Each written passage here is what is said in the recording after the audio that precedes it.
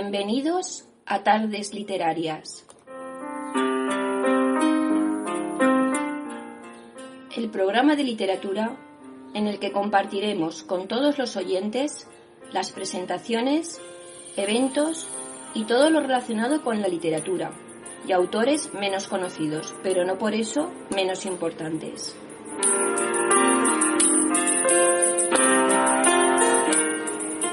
Presentado por Lute Pérez, todos los domingos a las 7 de la tarde, en Radio Sapiens.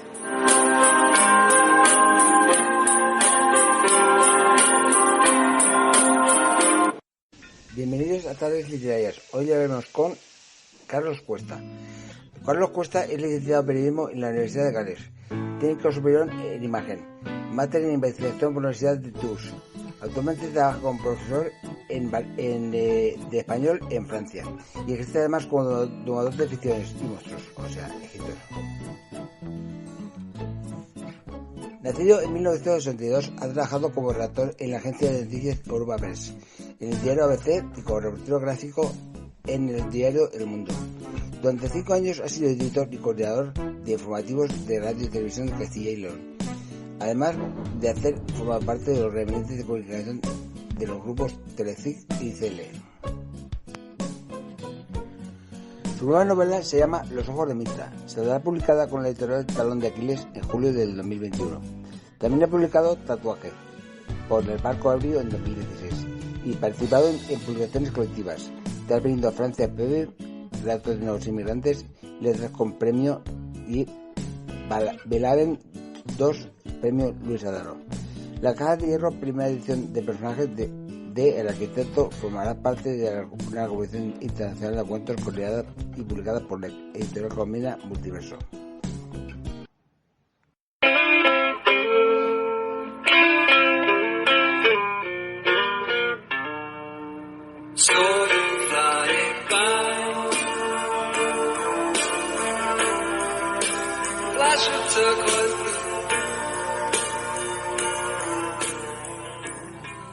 Aquí ya comento la sección Cine y Literatura con Marisol Zafra.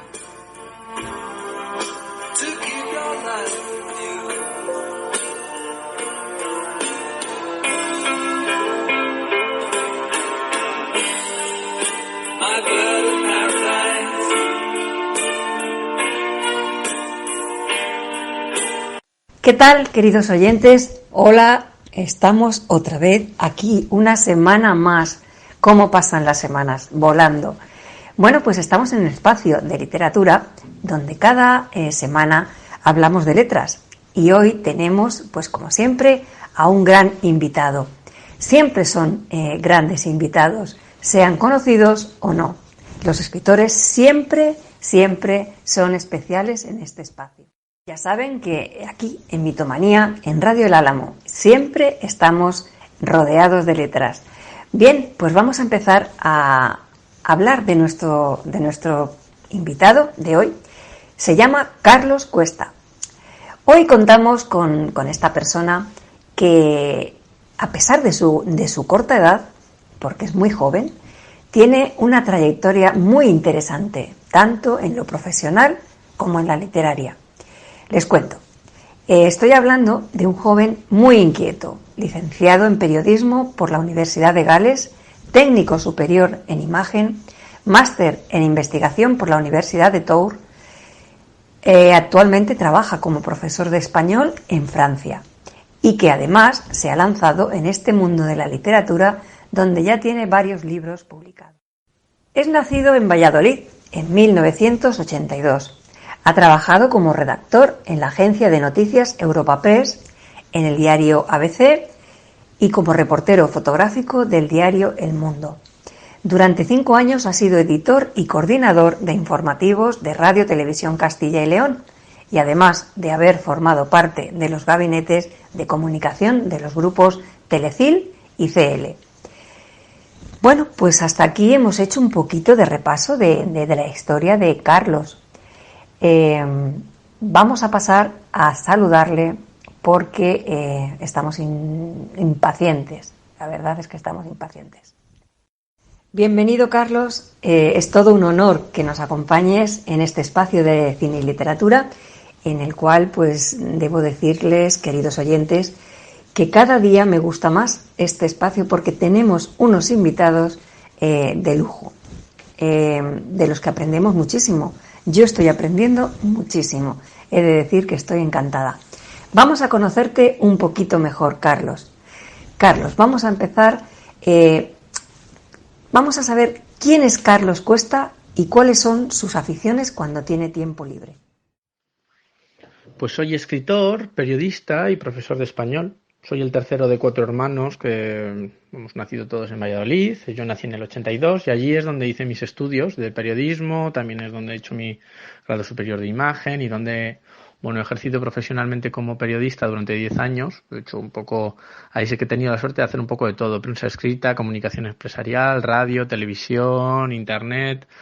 Y en 2014 decido, pues nada, tomar una excedencia para seguir a la mujer con la que me he casado y con la que vivo en Tours. Así que la apuesta fue una apuesta ganadora, una historia con Emily para hacer de verdad una serie, una película o una novela, y ahora pues me gano la vida como profesor de español. Así que la literatura lo podemos incluir, se podría incluir en el apartado de aficiones, ¿no? Aunque es mi vocación, porque me gusta todo lo que sea narrativo y que permita contar historias, ¿vale? El cine, la literatura, la música, la pintura, pero donde me encuentro realmente cómodo creando y donde creo que tengo algo que aportar, pues es escribiendo relatos y novelas. Y así en aficiones también soy muy apasionado de Japón, todo lo que tiene que ver con Japón, y eso me ha llevado a practicar artes marciales, pues karate durante 18 años y actualmente pues kendo, la esgrima japonesa en el club SB Tour, y pues nada, me permite también creerme ahí un poco un samurái, ¿no? De alguna manera cuando hago esta esgrima. Y con mi mujer pues nos encanta hacer rutas de senderismo, y ahora estoy aprendiendo equitación precisamente, pues como ella es muy buena montando a caballo, pues eso me permite compartir su pasión y pasear a caballo. ¿Cuándo se despierta, Carlos, esa pasión por el mundo de la comunicación? Bueno, creo que para mi fortuna o para mi desgracia siempre fui un niño con mucha imaginación, y ya desde pequeño me inventaba historias en mi cabeza, o bueno, en mi casa con mis hermanos mayores, pues ellos siempre han fomentado esta pasión, acercándome a la literatura fantástica, llevándome al cine o poniéndonos a mí y a mi hermano anime, ¿no? Dibujos japoneses en la tele, o cuando mis padres iban a un restaurante o al cine por su cuenta, pues nos ponían cada semana una película de japonesa, o bueno, es que vivíamos 6 personas en 60 metros cuadrados, y había la habitación de los pequeños y de los mayores. Pues en la de los mayores había pósters de Iron Maiden, libros de la Dragonlance, del Rick de Melniboné, y claro, entrar ahí en esa habitación era como meterte en un universo incomprensible de cosas que podían ser extrañas o dar miedo, o que realmente te dejaban ciertas imágenes, ¿no? Muy inspiradoras, ¿no? Pero que todavía no estaba uno listo para comprender, pero que te marcan, ¿no? Y cuando crecí, pues pensé que la mejor manera de poder ganarme la vida escribiendo y seguir con estas cuestiones de fomentar la imaginación, pues era encontrar un trabajo que me permitiera contar historias, que es lo que debe hacer un periodista: contar la actualidad de una manera que conecte con la gente. Y creo que imaginar y contar cosas es lo que ha sido mi vida siempre, y donde yo he estado contento, incluso con mis amigos, contar historias, hacerles reír o escuchar las suyas. Y bueno, pues yo es que las vidas las concibo como historias, pero para vivir esas vidas hace falta dinero y trabajar, y el periodismo pues y la comunicación llegó por esa necesidad. Muy bien. Carlos, trabajar en una agencia como redactor en Europa Press, imagino que no debe ser nada relajante, por lo poco que puedo saber. Esta agencia es la encargada de recoger las noticias desde que los corresponsales os las pasan. Estas rápidamente han de ser contrastadas en el mínimo espacio de tiempo para llegar a los primeros diarios o abonados, porque desconozco el vocabulario que utilizáis, pero debe ser una locura. ¿Recuerdas alguna anécdota de esas noticias que os haya costado pues más tiempo del debido contrastar y bueno, que la noticia no llegue a salir a tiempo? La mayor parte del tiempo que trabajé en Europa Press Televisión yo lo hice junto a un operador de cámara excelente, muy profesional, a todos los niveles, que se llama Juan José Muñoz, y junto a él he vivido muchísimos momentos de frustración porque la verdad es que era muy difícil explicar a la sede de Madrid que Castilla y León, donde nosotros operábamos, en las 9 provincias, es la región con más superficie de Europa y que algunas cosas, algunas informaciones o algunos sucesos pues ocurrían demasiado lejos para llegar a tiempo a la hora de emisión. Así que a veces hacíamos viajes para nada o llegábamos tarde. Eso ocurría muy a menudo. Y como bien dices, una agencia de noticias trabaja para sus clientes, y sus clientes son pues o organismos oficiales o medios de comunicación, otros medios de comunicación de todo tipo. Y cada uno tiene sus plazos. La radio tiene sus boletines y son a una hora muy concreta. Si no publicas tu información o no la transmites antes de la emisión, pues no sirve de mucho o de nada. La televisión tiene un horario y el horario de informativos no puede cambiar, y el periódico tiene su hora de cierre, así que siempre estás un poco pendiente de esos plazos y que se acaban constantemente y todos los días, así que sí que puede llegar a ser un poco estresante, ¿vale? Puedes tener la noticia del año, si la entregas tarde, pues no vale para nada. Y es verdad que es estresante porque tú llegas a tu casa, has terminado tu jornada, pero no desconectas porque no paras de oír y ver cosas que son susceptibles de ser noticia. Te cruzas con un accidente de tráfico y envías un mensaje a la redacción, o vas dando un paseo, ves a la policía y te paras a poner la oreja a ver qué está pasando. Los crímenes y la desgracia son un poco como las vacas y las gallinas, que no entienden de horarios y ocurren cuando ocurren y comen cuando comen. Pues esto es igual. Crímenes y desgracias y sucesos y noticias pasan cuando pasan, estés tú o no estés tú, y no tienen una hora. Y no entienden de sábado, ni de domingo, ni de fiesta, ni de festivos, ni de nada de eso. Así que la cuestión del tiempo pues es vital, y lo de verificar noticias, la verificación de las noticias es un poco la lacra actual del periodismo. Ojo, lo de no verificarlas, me refiero, que viene muy impuesto por Internet, las redes sociales, ¿vale? Las prisas, lo que genera pues mucha pérdida de calidad y de veracidad de la información para ganar esta carrera contra la novedad, la competición contra ver qué medio lo publica todo antes. Y hablabas de anécdotas, pues te puedo contar que lo que más interesaba a esa agencia, con lo que se refiere a televisión, que era la parte que hacía yo sobre todo en esa época, pues eran los sucesos, porque daban más dinero, daban un dinero extra para los programas, y ahí hemos tenido de todos. Pues llegas a un barrio marginal, intentas colarte en casas donde acaban de liarse a tiros por una cuestión de drogas o vete tú a saber por qué. Vas a la casa de una señora para difundir difundir la desaparición de su marido, para encontrarlo, y descubres que la señora prefería que al marido no lo encontraran porque se había ido, porque le acababa de dar a ella una paliza, y lo descubrías porque se confundía al darte un papel y te daba la denuncia de maltrato en lugar de darte la denuncia de desaparición. Cosas particulares, muy, muy almodovarianas. Y tristes, claro, tristes y bueno, pues es que hasta el punto de que una de las más grotescas, que fue llamar a la puerta de alguien que había estado detenido por agredir a su bebé, por golpear su bebé contra la puerta, y la tensión nos provocó al cámara y a mí, a Juanjo y a mí, una risa nerviosa que no podíamos pararla. Estábamos enfrente de la puerta y no podíamos parar, y era totalmente incongruente, ¿no? Quizá nos ponía muy, muy nerviosos decirnos qué íbamos a hacer si nos abría la puerta este señor, y de qué íbamos y cómo poder hablar con una persona que ha hecho algo así. Así que te pones frente a situaciones realmente muy extrañas, ¿no? Y es que es verdad que lo del periodismo de sucesos es un mundo esquizofrénico, ¿no? Un poco. Y hay un montón de periodistas rigurosos, hay un montón que puedes cruzar todos los días y veraces, y te codeas también con un ejército de buitres y de pirañas. Increíble lo que cuentas, Carlos. Debo decir que es tan apasionante este oficio como espeluznante, porque os encontraréis, pues eso, con un montón de situaciones, algunas pues desagradables como esta. Y seguimos. ¿Cómo ha sido tu paso como redactor por los distintos periódicos y también en los informativos de Castilla y León, que estuviste unos años? Pues mis primeras noticias y reportajes las publiqué en ABC como becario en la edición de Castilla y León.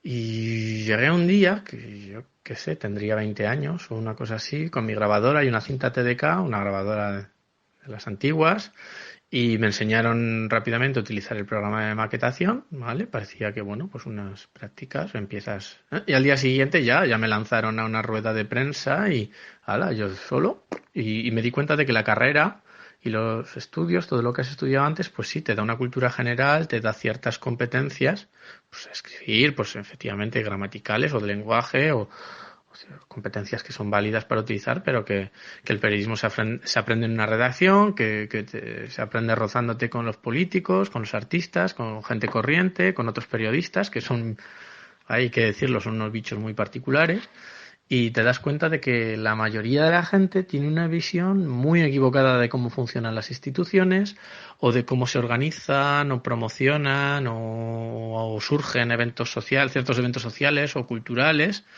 Y al revés ocurre lo mismo. La sociedad vive en un estado de locura, ¿eh?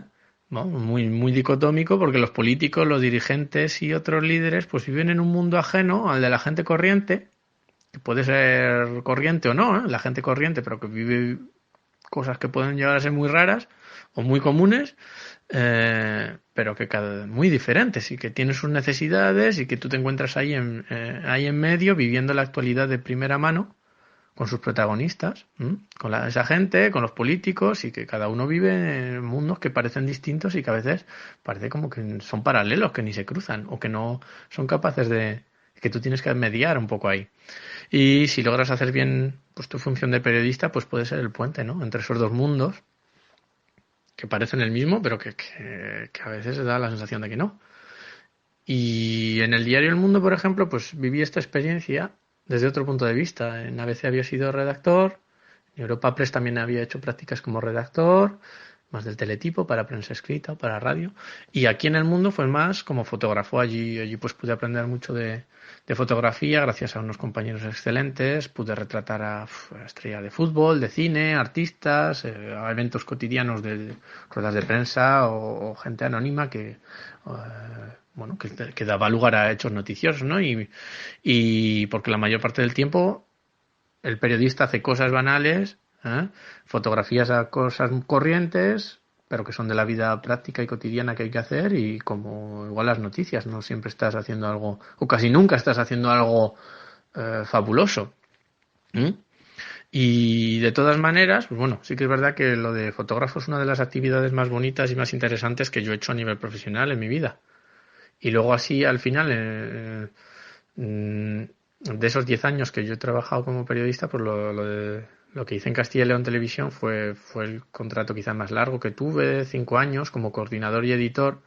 Y ahí acepté sin saber muy bien cómo funcionaba aquel mundo, y fue bastante estresante porque debes tomar decisiones muy rápido, con muchas responsabilidades, el tiempo no perdona, impones trabajo extra a compañeros de delegaciones, tienes que defender tus opiniones frente al personal técnico y otros periodistas que bueno, quizá en mi caso no me consideraban legítimo porque acababa de llegar o porque consideraban que un coordinador no hace verdadero periodismo, que los periodistas son ellos y que tú no, tú lo que haces un poco es organizar y producir, ¿no? Porque junto con el departamento de producción estamos mano a mano. Y bueno, tienes que saber un poco del trabajo de todo el mundo, conocer el carácter y el potencial de cada uno, y si no sabes trabajar en equipo, una televisión es un sitio muy complicado. Poco a poco yo tardé mucho tiempo en hacerme un sitio ahí, y también quizá, bueno, esa inexperiencia pues la pagas, ¿no? Cuando intentas entrar en un sitio nuevo, pero luego al final han sido 5 años muy, muy, muy intensos. Lo más difícil en ese tiempo, gestionar la rivalidad o la incomprensión mutua entre periodistas y los técnicos, porque a menudo uno desconoce o menosprecia las dificultades del trabajo del otro, el técnico del periodista y el periodista del técnico, y cuando yo llegué, bueno, tenía muchas ganas de demostrar que podía hacer bien mi trabajo, y quizá me faltó empatía y modestia, ¿no? Y lo que puedo decir es que durante esos 5 años pues pasé más tiempo en la redacción que en mi casa, y soy consciente de que dejé una pequeña huella y que ellos dejaron una huella en mí, porque hay gente excelente de la que aprendí muchísimo.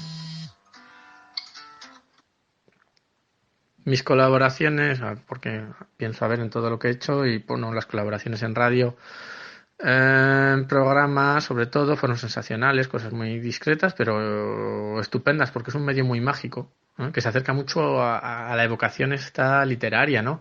Una persona que escucha la radio con sus auriculares, pues con los cascos, pues vive una experiencia íntima que a mí me parece muy similar a la de alguien que está leyendo un libro, ¿no? En la que escuchas un narrador que te está leyendo algo a la oreja, ¿no? Y desde luego lo que menos me gustó es la cuestión de comunicación empresarial, que es importante, que es muy interesante, pero la relación que hay directa con el dinero en estos medios, pues a mí personalmente me interesaba menos.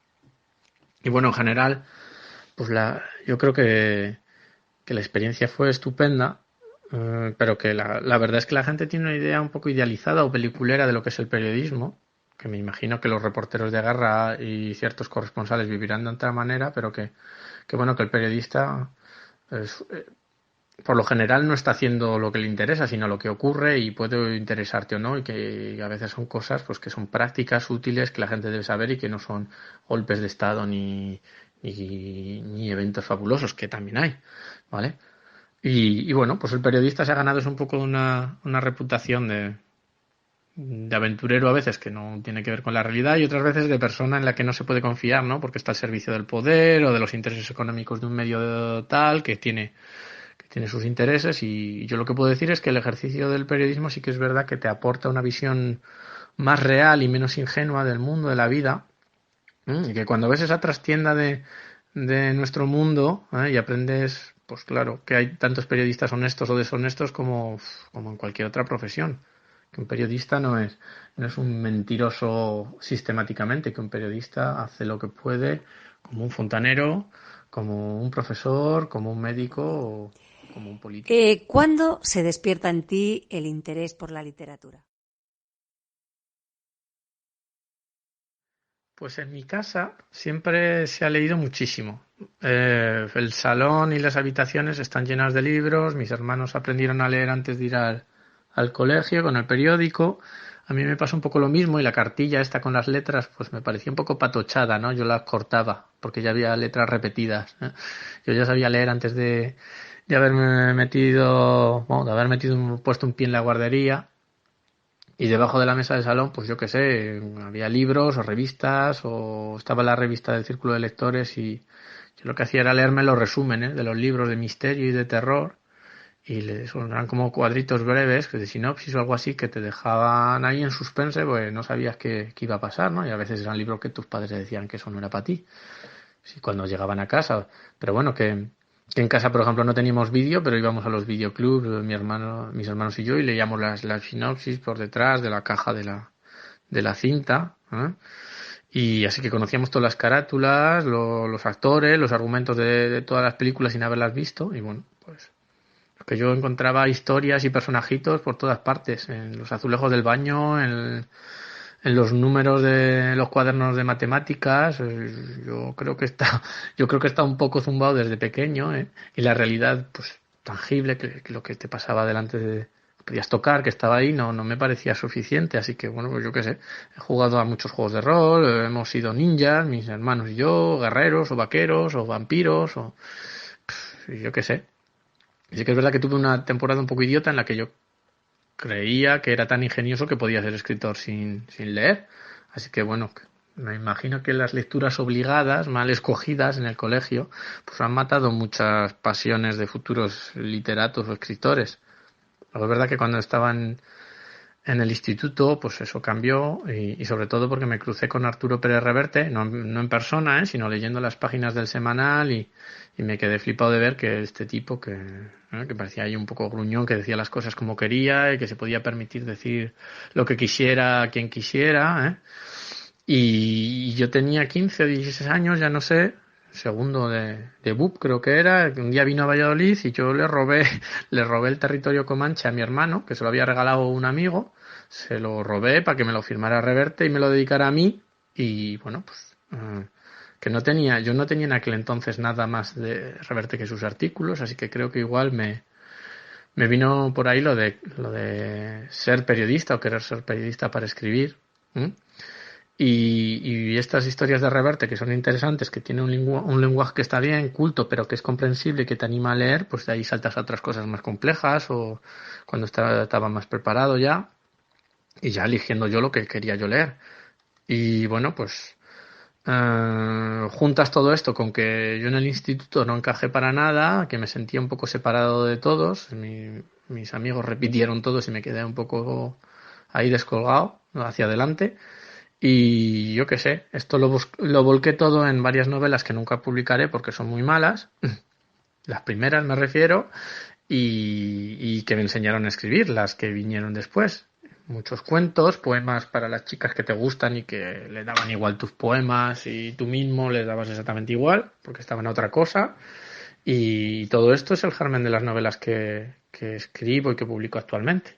Ahora que ya he vivido cosas y tengo algo que contar, pues es ahora cuando vienen los libros que realmente merecen la pena que lea alguien cuando en una librería o son ya libros que puedes dejar en una, como digo yo, si lo puedes dejar en una biblioteca, la gente lo lee y le gusta, pues eso, yo creo que son ya los libros que merece la pena leer, los que estoy publicando ahora. ¿Cómo escribes, Carlos? ¿Con la mirada de un escritor o con la de un periodista?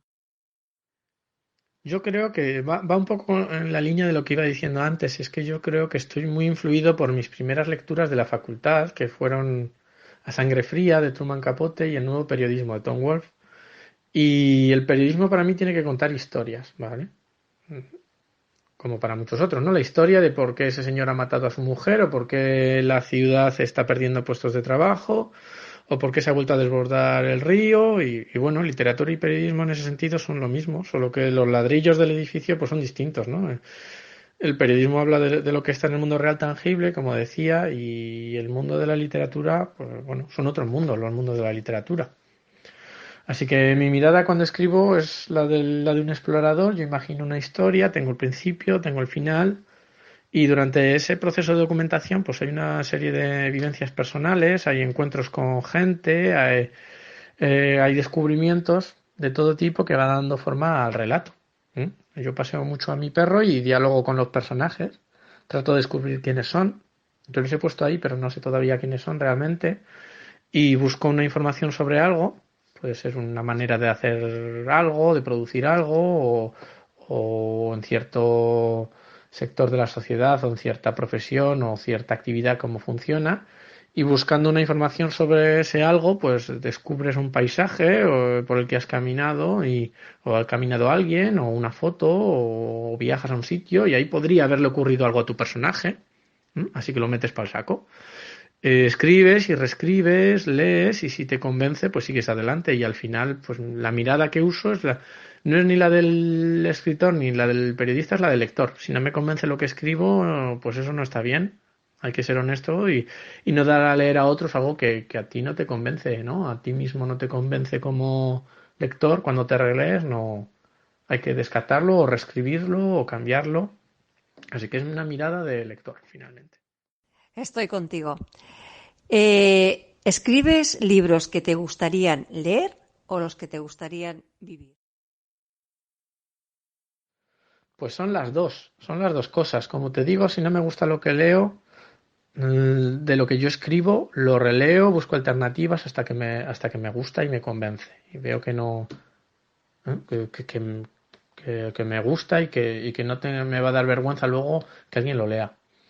Evidentemente luego colocas a los personajes en situaciones que te gustaría vivir a veces, o que te dan miedo, o que no puedes vivir, o que no quieres arriesgarte a vivir, ¿no? Si en una guerra quizás yo no quiera vivirla y meto a alguien en esa guerra para vivirlo yo, ¿no? Como cuando ves una película de acción que no necesariamente quieres arriesgar la vida, pero quieres meterte en esa acción, ¿no? Y experimentarla.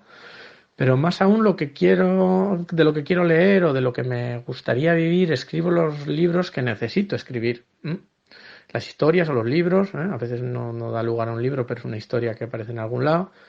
Y hay algo que notas que necesita salir, una duda, o una pregunta, o una culpa, una incógnita, o alguna experiencia que le vas a transmitir a tus personajes y que te ayuda a responder esas cuestiones. Y me ha ocurrido, por ejemplo, en mi última novela, ¿no? Con los ojos de Mitra, que una vez terminada que la experiencia de los personajes que yo he creado pues me surgen de moldear, ¿no? Esas preguntas y esas respuestas de cuestiones que afectaban a mi vida y que quizá no era consciente de esa necesidad y que se la he transmitido a esos personajes, ¿no? Pues totalmente de acuerdo, Carlos. Y ahora pues vamos a hablar de tus novelas, que para eso hemos hecho esta entrevista. Queremos que te conozcan el mayor número posible de lectores, de futuros lectores. Carlos, tu primera novela llega, Tatuaje, editado por El Barco Ebrio en 2016. Cuéntanos hasta donde puedas para tus nuevos lectores, aunque yo me lo he leído y puedo decir que no deberían perdérselo porque no he visto mayor sensibilidad en un escritor a la hora de escribir novela romántica. Me llama mucho la atención, pues que se saquen ciertas, ¿cómo diría? Para no hacer spoiler, ciertas formas de enamorar a una mujer, por ejemplo, con un simple beso. No hace falta llegar a tanta escena, ¿cómo diríamos? Así, muy, muy intensa, ¿no? Carlos lo hace de una manera, la verdad es que me encanta, me encanta. Es hora de escribir novela romántica y lo haces pues con una forma ágil y de leer y escrita en 2 tiempos, perfectamente entendible para todos los lectores, sin palabras técnicas, algo fundamental para el lector, y cómo nos acercas a una historia de lo más sensible. Cuéntanos, Carlos, por qué, si no, acabaré haciendo spoiler.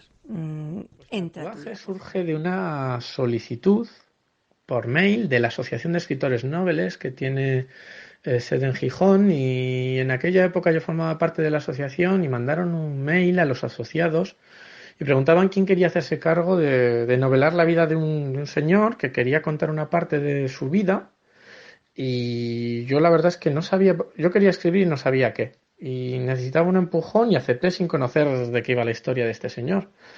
Y se trataba de un hombre bastante particular, muy auténtico, muy, muy a la antigua, que se había enamorado de una chica cuando era el joven, cuando eran los dos jóvenes, durante unas vacaciones de verano. Y él tuvo que partir al servicio militar y tuvo que buscar una manera de cartearse con ella, y él la escribía, pero ella nunca le respondió, lo que le metió o le sumió en una desesperación enorme. Y él, dentro de ese servicio militar, que no era como el de los últimos años, que había ciertos conflictos donde sí que era más arriesgado, pues él pedía las misiones más peligrosas. Lo que quería era morir, porque, o eso decía, ¿no? Porque no podía soportar esta situación que para él era incomprensible. Que las cosas no eran como ahora. Hoy se habrían mandado un WhatsApp y el dilema se habría terminado, ¿no? Así que no fue sino años después que que se cruzaron de nuevo los destinos de ellos dos, ya no eran dos muchachos, de este hombre y de esta mujer, se cruzaron de nuevo y él descubrió la verdad de este silencio que para él fue tan traumático. Así que pues yo es que en Tatuaje lo que muestro, o traté de mostrar en todo caso, son los límites de este amor platónico, ¿no? Con esta premisa que me venía ya dada.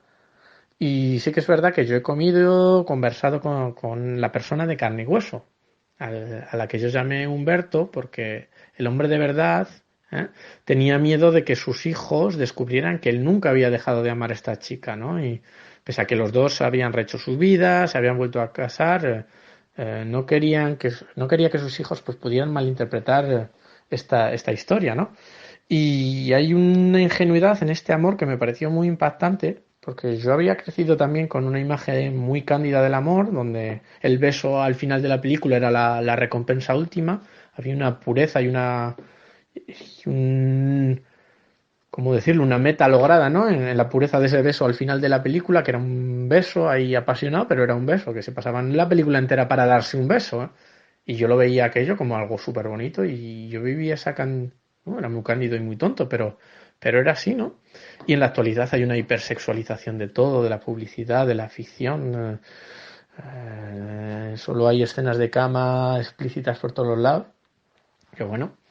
Y que, bueno, que hace que estas historias de amor de antes parezcan como ridículas y muy tontunas, ¿no? Pero que a mí me hizo mucho bien encontrarme con la historia de este señor para reconciliarme un poco, ¿no? Con esa idea de la discreción, de la lealtad, de la cortesía y del respeto, ¿no? Como una base de cualquier amor que merezca ese nombre, ¿no? Creo. Sigo pensándolo así, ¿no? Aunque evidentemente creces y ves un poco qué son las relaciones entre hombre y mujer y ves que no son muy diferentes de lo que uno pensaba, ¿no? Cuando idealizaba el amor.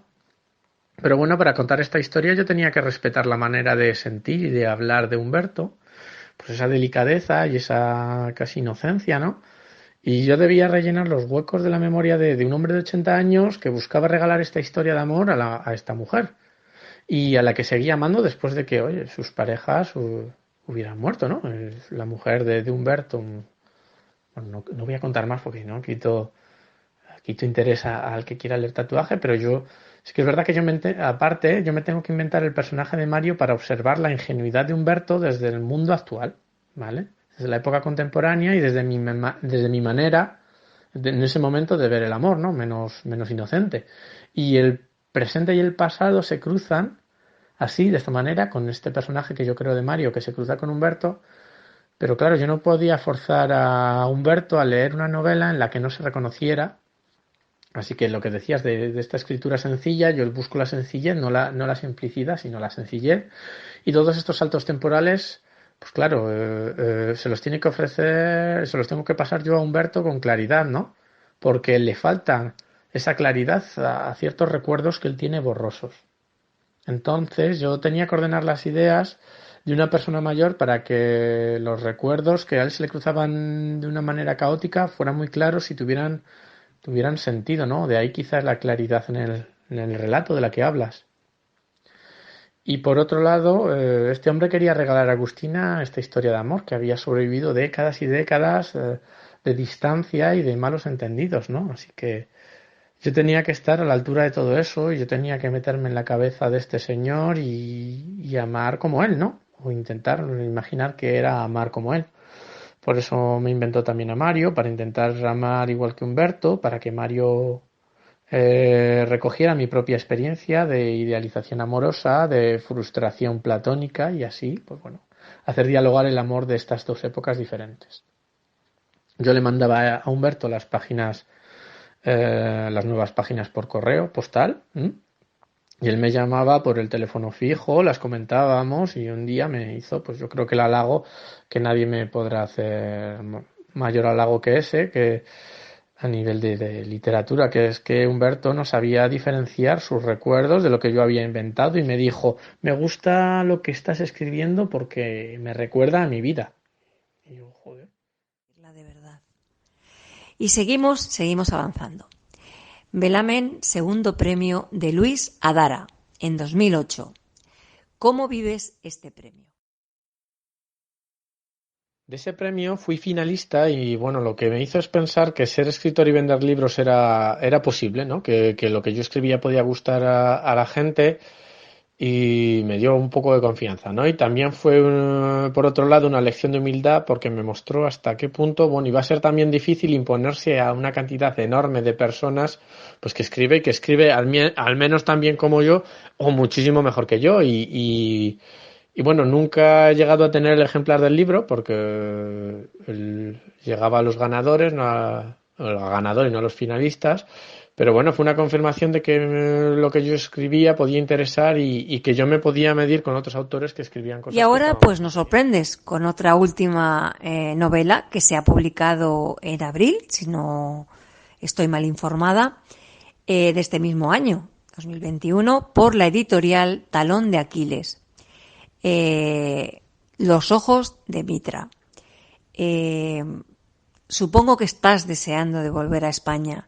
¿Tienes pensado ya la fecha para poder presentar aquí entre nosotros en tu país Pues esta... como trabajo en Francia como profesor de secundaria estos 2 últimos años, bueno, llevo ya desde 2017, pero estos 2 últimos años a costa del COVID han sido muy caóticos y lo de los confinamientos han tenido como consecuencia, entre muchísimas otras, que la novela Los ojos de Mitra, que estaba prevista para abril, pues que está impresa en la sede de Talón de Aquiles, pero yo no puedo ir a recuperarla. Entonces, se trata de una primera tirada de 150 ejemplares que me encargo yo de distribuir personalmente, directamente, y una vez vendidos, pues Talón de Aquiles lo que va a hacer es lanzar a nivel nacional una segunda tirada de hasta 1000 ejemplares, con ya una distribución más convencional, y ocurre que yo me comprometí a hacer que esa primera tirada de 150 fuera numerada y dedicada, y 2/3 ya están reservados, pero tengo que poder ir a España y respetando la ley, sin poner en riesgo ni a mi familia ni a nadie más, y para enviar y firmar los ejemplares que ya están reservados. La acogida está siendo muy buena, 2/3 ya, como os digo, pues ya están reservados, así que muy buena acogida por diferentes perfiles de lectores, y volveré a España por las vacaciones de verano con mi mujer para ver a mi familia, que no pude ver en Navidad, y a mis amigos de siempre, que hace que no veo, yo qué sé, desde octubre me parece. Y luego pues nos volveremos de nuevo a Francia, donde tengo mi trabajo y bueno, pues donde mi mujer trabaja también como profesora de español. Así que vacaciones en España, vacaciones que será un poco trabajo para difundir todo esto, pero va a ser una gozada poder ya lanzar y distribuir Los ojos de Mitra. Así que bueno, será una temporada corta en España, pero que va a estar muy bien. Confío en que va a estar muy bien. Más cosas sobre esta última novela, Los ojos de Mitra. Debo decir que también he leído los 4 primeros capítulos, porque Carlos ha tenido pues un gesto maravilloso, porque nos regala los 4 primeros capítulos, como digo, en su página. Podemos descargárnoslos y leerlos, y claro, automáticamente al lado puedes reservar tu ejemplar firmado por él mismo. Yo ya lo tengo reservado porque es imposible leer es imposible, Carlos. Esto que haces está muy bien pensado. Esos 4 capítulos te quedas con ganas de más. Cuéntanos un poquito para que nuestros oyentes y futuros lectores sepan más de esta novela, además de estos 4 capítulos que pueden descargarse. Pues Los ojos de Mitra cuenta la historia de un exjugador de fútbol que ha tenido que reconvertirse profesionalmente muy a su pesar por culpa de las lesiones, y se ha convertido en fotógrafo de prensa deportiva, y por accidente se cruza con el torero Francisco Vega, que es una especie de torero maldito que regresa después de una acogida muy grave, y bueno, Ismael, este fotógrafo frustrado, se obsesiona con Francisco Vega y hasta el punto de decidir que va a hacer de él la figura más importante de su tiempo. Yo pues he querido hablar de trascendencia, de la imagen pública, de la celebridad, del fracaso, y me he servido de un terreno muy simbólico, que es muy místico, es muy especial, que es el toreo y la tauromaquia. También de los estadios de fútbol, que son un poco como los nuevos templos, ¿no?, del mundo moderno, y para explorar sobre todo las raíces míticas de la tauromaquia y las tradiciones de mi tierra, ¿no? Un poco explora esta idea de intrahistoria también, y he buscado presentar a Francisco Vega como un héroe de la antigüedad clásica que debe afrontar una serie de pruebas que trascienden lo tangible, lo que puedes ver, ¿no? Y mientras el otro personaje descubre el mundo del toreo, que es un poco lo que yo iba descubriendo como escritor, ¿no? Y ha sido para mí personalmente un viaje fantástico, porque gracias a, yo qué sé, personas como un sabio, no sé si a él le gusta esta definición, pero que mi amigo Sergio Hernández, que es cortador, empresario, fue cortador y es empresario taurino, que se encarga de las visitas a la ganadería del Pilar, pues que el Pilar, que es un templo natural de la provincia de Salamanca, en Castilla y León, y gracias a fotógrafos como Carlos Canalo o a Ismael Sánchez, al que robé el nombre para el personaje, que empezaba en aquella época a hacer fotografía cuando yo empecé la novela, esta segunda novela, y Y ha sido de verdad una aventura porque he visto, pues, yo que sé, cargar toros al amanecer. He pasado una mañana entera con Antonio López, que es uno de los sastres de José Tomás, viendo sus palabras junto con Sergio, como si fuera maná. Y he visitado las ganaderías más prestigiosas de Castilla y León, he compartido mesa con mayorales, toreros, cortadores, picadores, pues empresarios, aficionados, fotógrafos.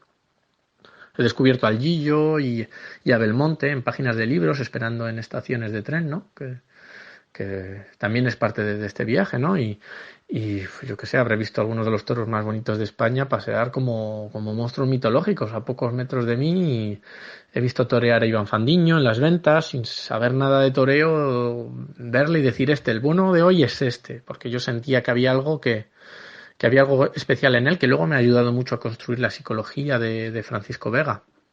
Francisco Vega, el que bautizamos entre 4 o 5, un día en un coche saliendo de la ganadería de Aldea Nueva, donde comienza esta historia y que, bueno, que con una frase que ojalá se quede en la literatura, que es que fue una tarde lluviosa en una finca de la ganadería Aldea Nueva la primera vez que vio en persona al matador de toros Francisco Vega.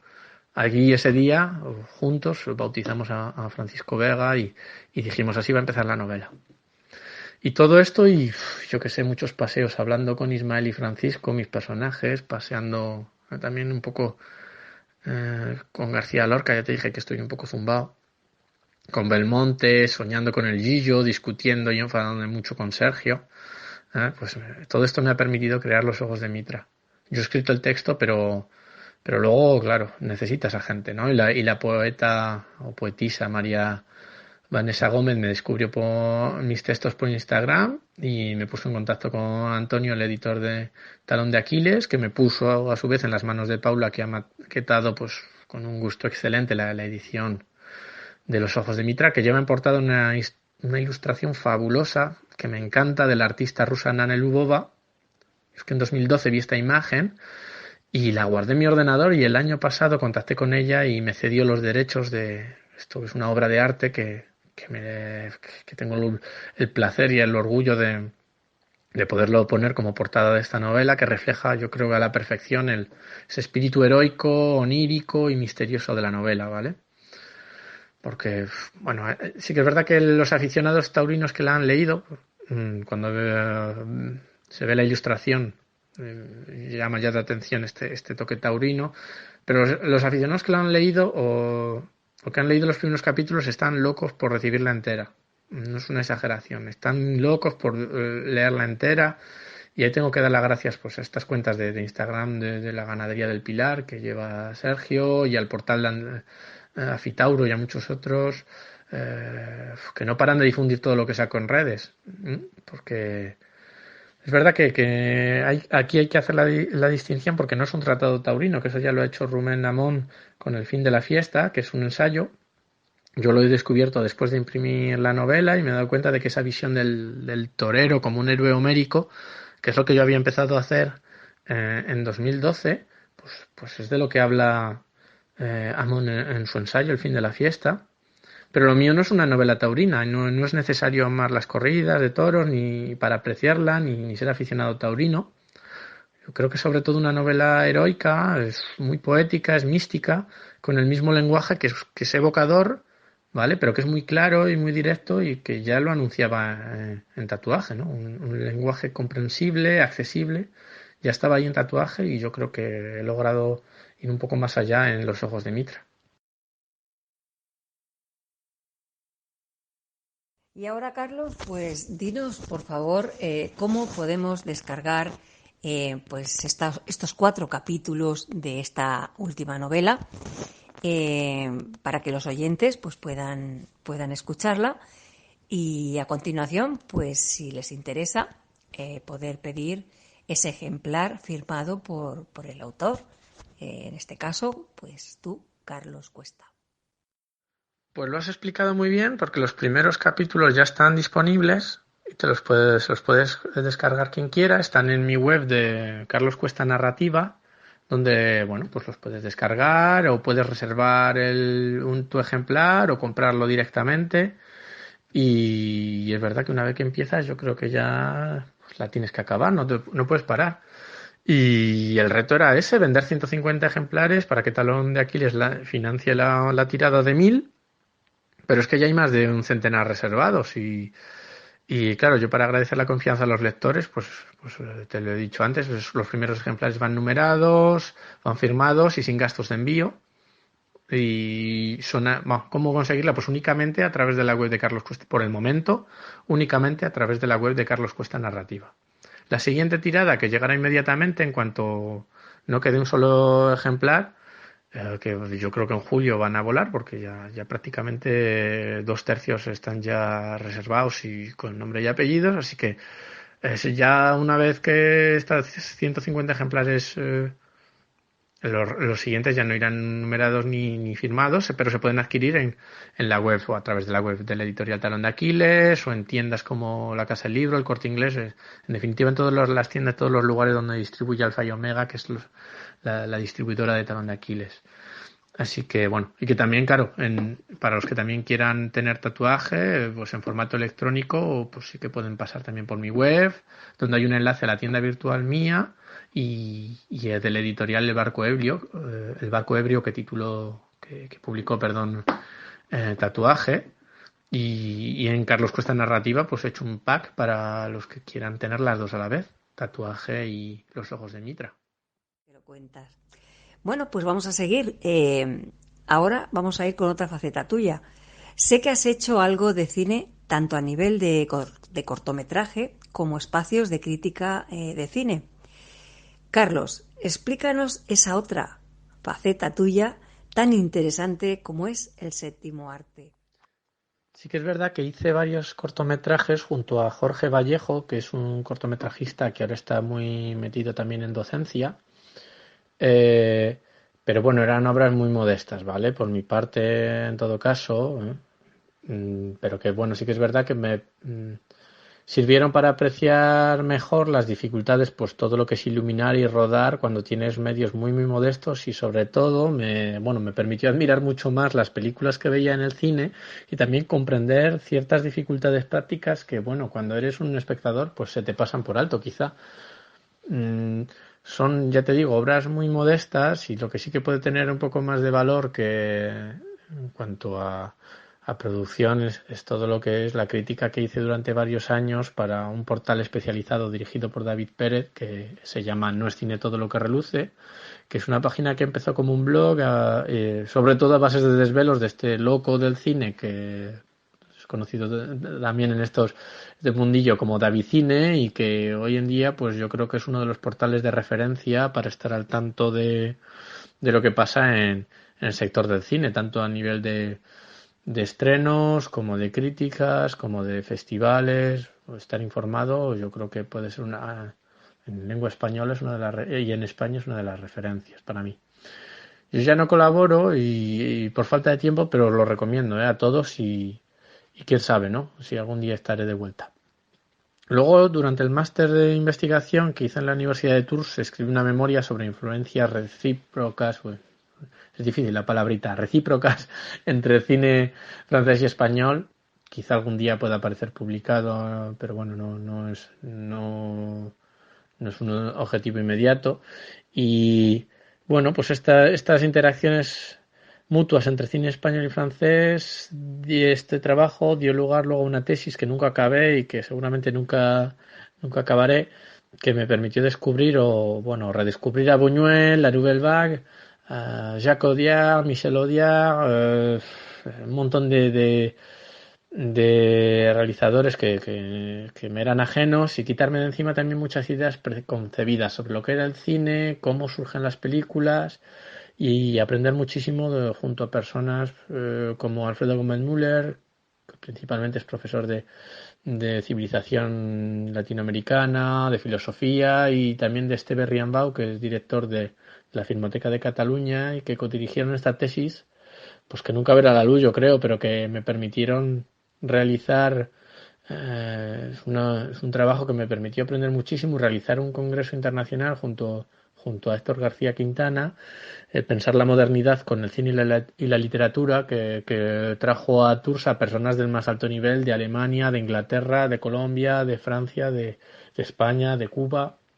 Yo creo que fue lo más importante que hice durante esa tesis, aparte de todo lo que pude descubrir y bueno, que me abrió mucho los ojos en cuanto a qué es lo que era el cine y el valor del cine más allá de ciertas cosas que todo el mundo cree saber, ¿no? Como espectador, pero luego cuando analizas cómo se crean las películas, cómo se construyen y qué es esto del cine, pues bueno, realmente te da un golpe de humildad, ¿no?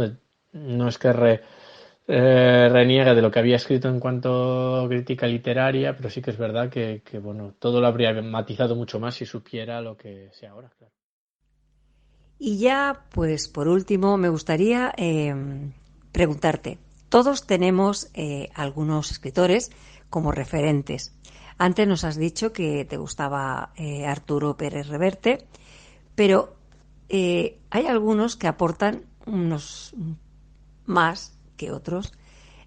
¿Nos dirías cuáles son los tuyos?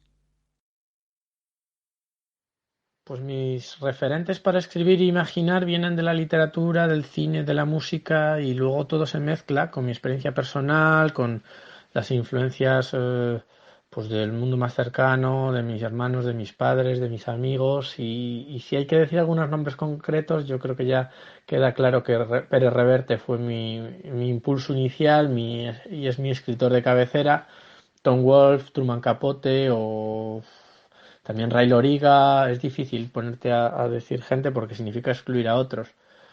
Chuck Palahniuk o Philip K. Dick, más recientemente Howard Philip Lovecraft, Borges, Bioy Casares y el descubrimiento que me tiene loco es el de Toni Morrison, que es una de las mejores escritoras o la mejor quizá que he leído jamás.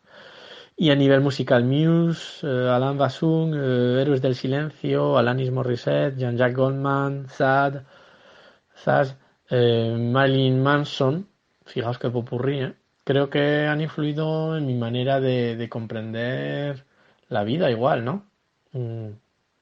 Claro, es que poner a Marilyn Manson al lado de cualquier otra cosa parece, ¿no? Pero es así, ¿no? Y en cuanto a cine, si tengo que escoger dos, pues igual, decir dos, es decir, quitar a todos los demás, pero es que no sé, Luis Buñuel y Christopher Nolan quizá, porque los sueños, la memoria y el paso del tiempo, pues yo creo que son mis obsesiones más ancladas o más recurrentes. Y bueno, pues es algo que aparece en el surrealismo de Buñuel y los sueños, la memoria del tiempo, pues yo creo que son las ideas claves de Nolan, de alguna manera en su realización. Y hasta aquí, pues Carlos, nuestra entrevista. El tiempo se nos acaba, pero antes de despedirme, me gustaría decir algo sobre Carlos Cuesta persona. Me parece importante hacerte un pequeño reconocimiento por mi parte y estoy segura de que el equipo de nuestra radio estará de acuerdo conmigo y poder resaltar a una persona que busca la superación donde quiera que vaya a pesar de las circunstancias en las que se encuentre. La vida de Carlos Cuesta le da un giro de 180 grados y se va de España, dejando toda su vida laboral para marcharse a un país extranjero como Francia. Y ve como todo lo que ha conseguido con tanto esfuerzo en el ámbito laboral se va disipando y va quedando atrás cuando decide marcharse fuera de España. Lo hace por amor, para estar con la mujer de su vida, con la que se casa y emprenden una nueva vida. No le importa dejar todo y empezar de cero. Cuando digo de cero, literalmente es desde cero. Los comienzos son duros allá en Francia. Trabajó en recogedor de basuras, pegado a un camión, en comedores escolares, hasta empezar a conseguir puestos de profesor en las universidades de Blois y Tours. En 2017 se presenta a las oposiciones de profesor y las aprueba. Así que ahora da clases en colegios e institutos y forma a profesores que quieren pasar las oposiciones o quizás ya las han aprobado. Esto demuestra que es una persona a la que no le importa volver a empezar tantas veces sea necesario. Confía en él. Quiero felicitarte, Carlos, por esta lección que nos has dado a todos, y esto te honra aún más. Me parece un acto precioso el seguir a una mujer, la mujer de tu vida, a la que conoces un día de un país extranjero como Francia y partes desde cero. Ahora entiendo toda esa sensibilidad que encontramos en tus libros. Te damos las gracias de todos los que te seguiremos a partir de ahora desde otra perspectiva. Te deseamos muchos éxitos y esperamos que vuelvas pronto a España para poder asistir a esa presentación que ya estás preparando con ilusión para ese gran día que todos esperamos. Los ojos de Mitra se presentarán pronto en España. Carlos, un gran placer haberte tenido en el programa. Un abrazo enorme y hasta siempre. Ha sido un enorme honor tenerte aquí. Un abrazo. Pues muchas gracias a ti por esta entrevista y por este encuentro tan agradable. Yo no sé si merezco todos estos elogios tan exagerados que haces de mí, pero bueno, la verdad es que yo no voy a tener la desfachatez de decir que todo lo que he querido en la vida lo he logrado, porque no es verdad, pero es verdad que he luchado por todo lo que tengo, ¿eh? Y que siempre a uno le gustaría ay, que me hago, le gustaría decir que en una entrevista eso de que me he construido a mí mismo, pero solo es cierto en parte, porque mis padres me han mostrado todo lo que tenía que saber para lograr el éxito de una manera no honrada, ¿eh? Porque no todo es conseguir cosas de cualquier manera. Mis hermanos me han puesto en contacto con generaciones diferentes, me han inspirado, mis amigos, mi familia siempre han creído en mí, y mi mujer siempre me ha ayudado y me ha apoyado en mis delirios, ¿eh? Que también me ayuda a comprender quién soy, y hay que soportar a alguien que está siempre un poco en las nubes, ¿no? Y bueno, hay que saber reconocer la influencia y el apoyo de los demás, como la escritora, por ejemplo, Rosa Bolias, que nos puso en contacto, y por supuesto a esta cadena y sobre todo a ti, que me dedicas todo este tiempo. Así que nada, ha sido realmente un placer hablar contigo. Un saludo a todos. Estamos seguros, tanto los oyentes como yo, que te los mereces. Bueno, y ustedes, queridos oyentes, pues nos vemos la semana que viene. Les quiero dar las gracias, como siempre, por estar ahí detrás, con ese calor que nos dan, que lo sentimos y que lo necesitamos. ¿Para qué nos vamos a engañar? Nos vemos y nada, que pasen ustedes una feliz semana. Un abrazo. Chao.